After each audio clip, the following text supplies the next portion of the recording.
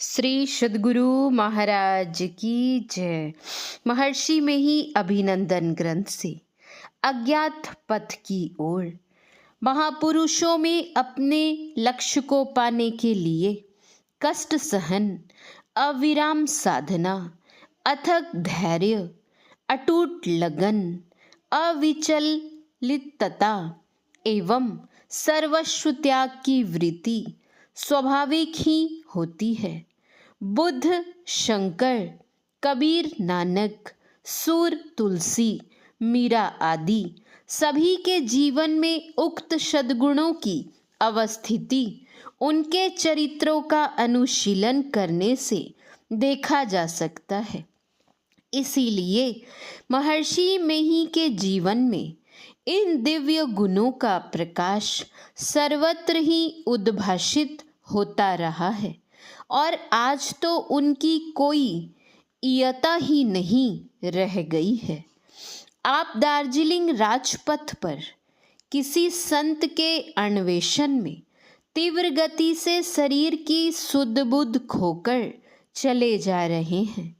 अंतर में भगवत मिलन की आतुरता बढ़ती जाती है।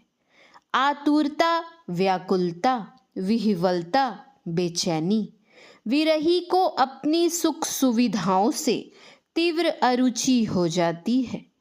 कंकड़ियों के गड़ने की पीड़ा के भय से पद ने पदत्राण धारण किया है। यह ख्याल में आते ही उसे उतार कर फेंक देते हैं। यह कुर्ता, यह टोपी और यह धोती क्यों? क्या शरीर को शीत उष्ण से बचाने के लिए? सभी को फेंक कर केवल लज्जा निवारण के लिए एक कौपीन मात्र धारण कर विरही, उन्मत्त या साधु का विचित्र वेश बनाकर अपने लक्ष्य की ओर बढ़ते चले जाते हैं। 1:30 बजे पूर्णिया छोड़े थे। संध्या होते होते आप 18 मील दूर किशनगंज के निकट पहुंच गए। सड़क के दोनों किनारे घनघोर जंगल था, बीहड़, सुनसान और भयानक। संध्या की घन कालिमा के साथ इसकी भयानकता भी बढ़ती ही जा रही थी। भयाक्रांत प्राण ने सहारे की अभिलाषा की। संयोग से उसी समय एक बैलगाड़ी वहां आई, पर वह आपके लक्ष्य की प्रतिकूल दिशा की ओर जा रही थी।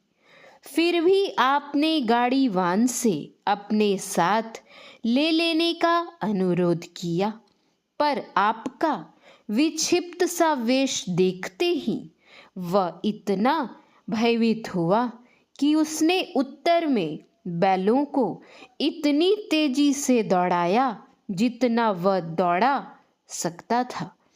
आपकी चेतना में आघात लगा।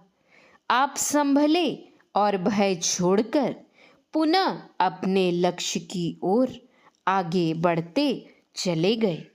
अंत में बहुत दूर आगे बढ़ने पर सड़क के पार्श्व में 2 दुकानें मिलीं।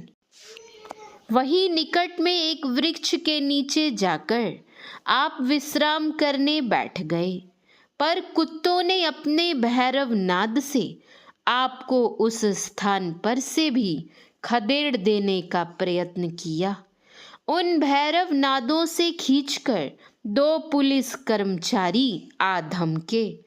उनकी शिक्षा कम होते हुए भी हृदय स्वच्छ था, इसीलिए आपको देखते ही वे अनायास बोल उठे, इन्हें नया बाण लगा है।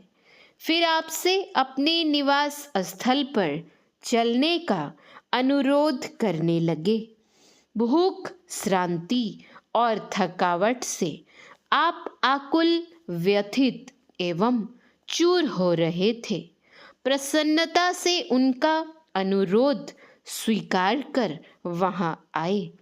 तदुपरांत दोनों पुलिस कर्मचारियों ने आपसे निवेदन किया, हम लोग क्षत्रिय हैं। यदि आप हमारी बनाई रसोई ग्रहण करने की कृपा करें तो यह सेवा करके हम अपने को धन्य समझेंगे। आपकी स्वीकृति पाकर बड़े प्रेम से उन लोगों ने रसोई तैयार की और थाली में परोसकर आपसे भोजन करने का निवेदन किया। आप भोजन करने के लिए बैठे। 3 या 4 ग्रास ही आपने खाया होगा कि एक मरा पतंगा भोजन में मिल गया। आपने रस उठाकर श्वान को खाने के लिए दे दिया। उन कर्मचारियों को इस अयाचित घटना से बड़ा दुख हुआ। उन लोगों ने पुनः विनय पूर्वक चूड़ा दही खाने का आपसे आग्रह किया। अनुरोध सुनकर आपने कहा, परमात्मा की इच्छा नहीं है कि मैं भोजन करूं, इसीलिए आप लोग इसके लिए आग्रह नहीं करें। जहाँ तक सेवा सद्भावना मनुष्य को करनी चाहिए उतनी तो आपने की ही। पुनः उन दोनों ने प्रातःकाल अपने साथ थाना चलने का अनुरोध किया, पर आप तैयार नहीं हुए। कुछ रात रहते ही पुनः आपने प्रस्थान कर दिया। भूख, प्यास और थकावट बढ़ रही है और पथिक भी आगे और आगे बढ़ रहा है। पहाड़ी नदी महानंदा मिली।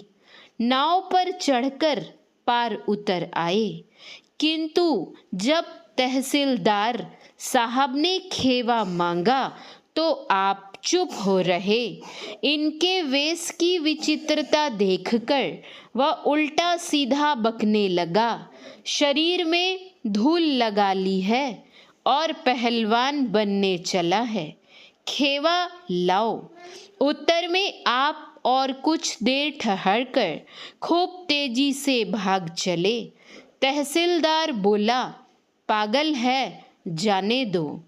आगे बढ़ते जा रहे हैं पर भूख से प्राण बेचैन हो रहे हैं।